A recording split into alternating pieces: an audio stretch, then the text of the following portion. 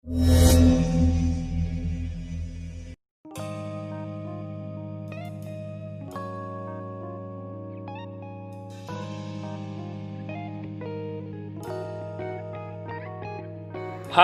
anak-anak pintar Indonesia, jangan lupa dukung channel Bapak dengan cara like, share, subscribe ya, dan nyalakan loncengnya. Terima kasih semuanya.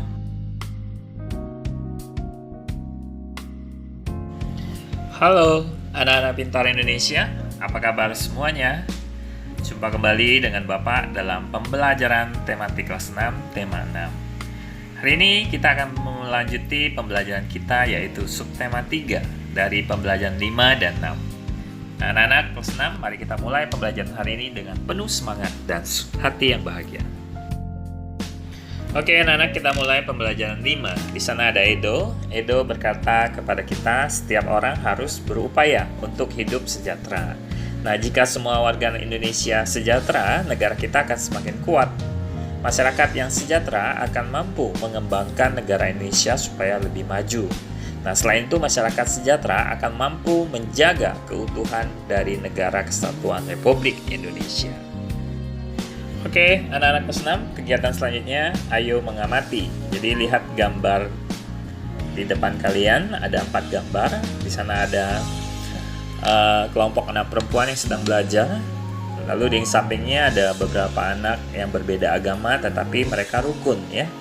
Lalu di bawahnya ada para petani yang sedang memanen ya, hasilnya melimpah, dan yang terakhir adalah keluarga yang sedang berolahraga. Oke anak-anak, jadi apakah beberapa contoh gambar di atas menunjukkan keadaan masyarakat yang sejahtera? Jadi ungkapkan pendapatmu dengan menuliskan dalam kolom berikut ya. Di sini udah ada jawabannya. Jadi gambar menunjukkan ya masyarakat yang sejahtera karena mereka bisa memenuhi kebutuhannya dengan baik.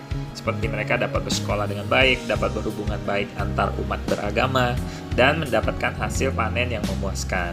Juga mereka dapat berolahraga di lingkungan yang bersih dan sehat. Menurut gambarnya ya, seperti itu. Nah, lalu ada kesimpulan perbedaan masa kanak-kanak dan masa pubertas. Di masa kanak-kanak adalah seseorang anak yang belum mengalami perubahan fisik, psikis, dan pematangan fungsi seksualnya.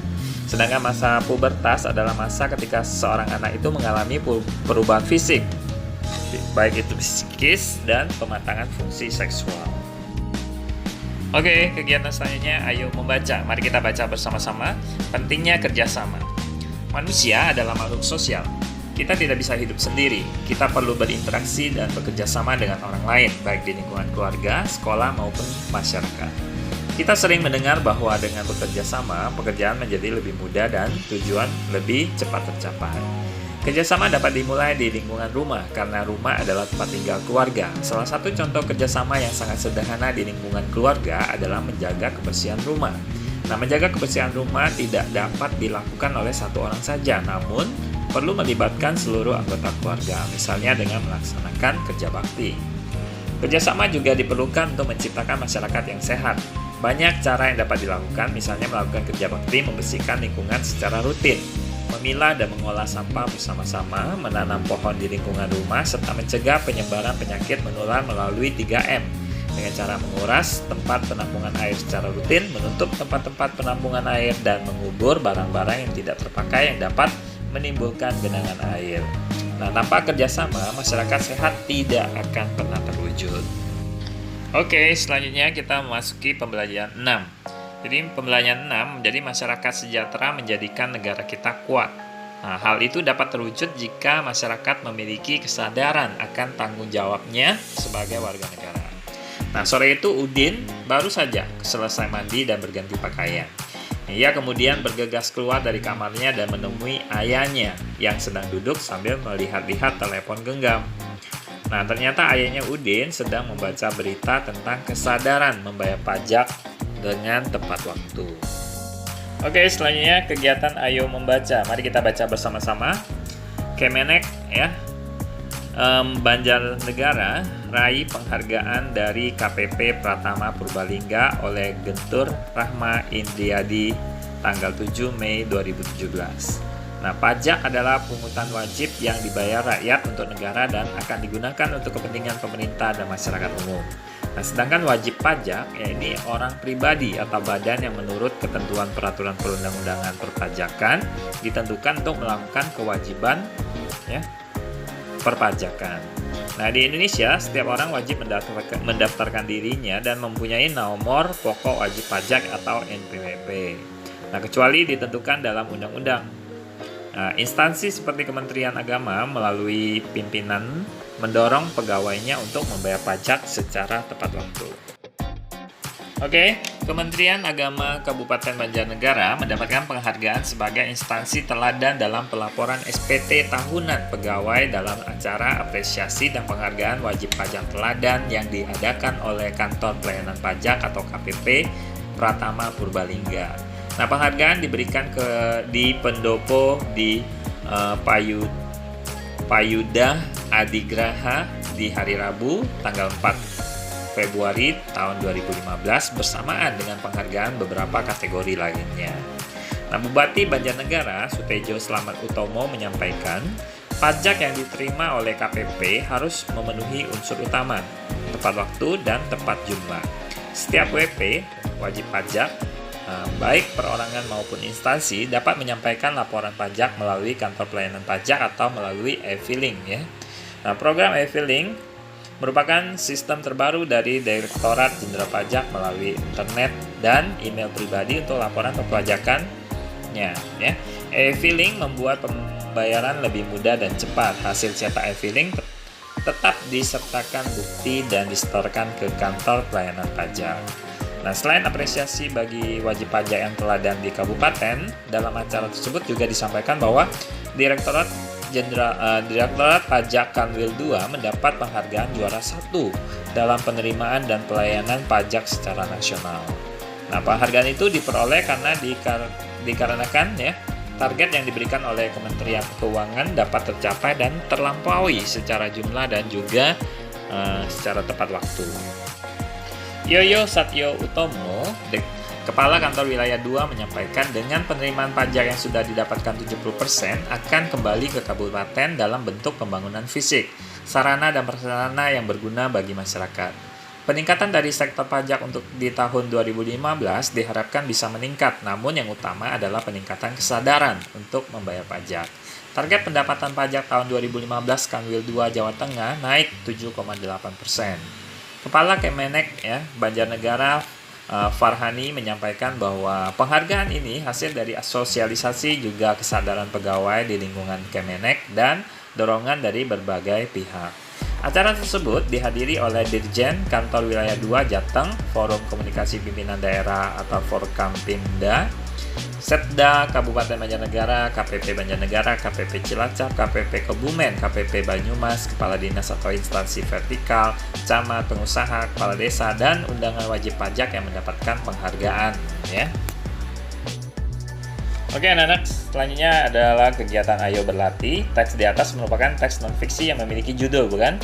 Nah, bandingkan informasi yang diharapkan setelah membaca teks tersebut dengan informasi yang didapatkan setelah membaca teks, ya.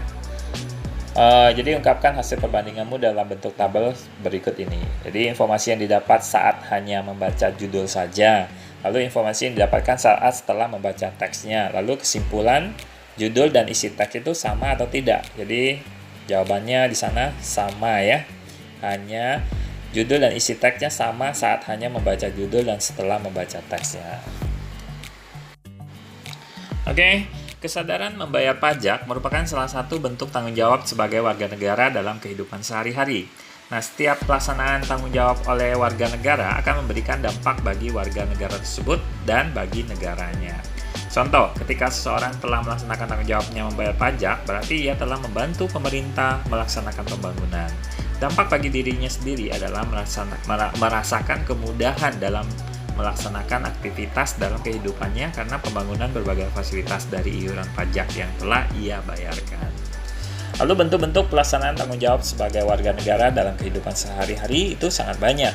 Melaksanakan kewajiban membayar pajak merupakan salah satu contohnya. Bentuk pelaksanaan tanggung jawab yang lain antara lain seperti mengikuti upacara bendera di sekolah dan mengamalkan Pancasila dalam kehidupan kita sehari-hari. Nah, sudahkah kamu melaksanakan tanggung jawabmu sebagai warga negara dalam kehidupan sehari-hari? Nah, berikut ini adalah kunci jawaban dari halaman 120 kegiatan Ayo Menulis. Apa pengalamanmu ketika melaksanakan tanggung jawab sebagai warga negara dalam kehidupan sehari-hari ya? Jadi tulislah pengalamanmu dalam bentuk kolom berikut ini. Jadi jawabannya, sebagai warga negara yang baik, aku melaksanakan tanggung jawabku dengan cara belajar dengan tekun. Nah, selanjutnya kegiatan Ayo Berdiskusi. Bentuklah kelompok ya, lalu berdiskusi mengenai pelaksanaan tanggung jawab sebagai warga negara yang telah kalian lakukan dalam kehidupan sehari-hari ya. Jadi dampak dari pelaksanaan tanggung jawab itu apa ya? Kalian tuliskan.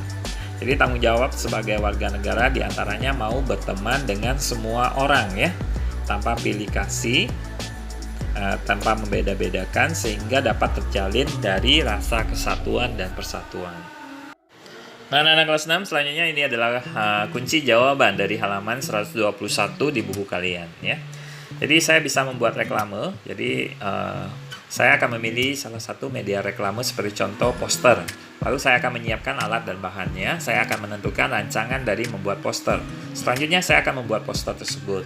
Saya ingat tentang pengertian dari reklame. Reklame ini adalah setiap kegiatan yang bertujuan memberikan informasi kepada khayalak ramai ya, tentang suatu barang, jasa atau hal lainnya dengan maksud menarik perhatian dan keinginan tentang informasi yang diberikan ya. Media reklame diantaranya seperti reklame audio, baik itu visual maupun audiovisual ya.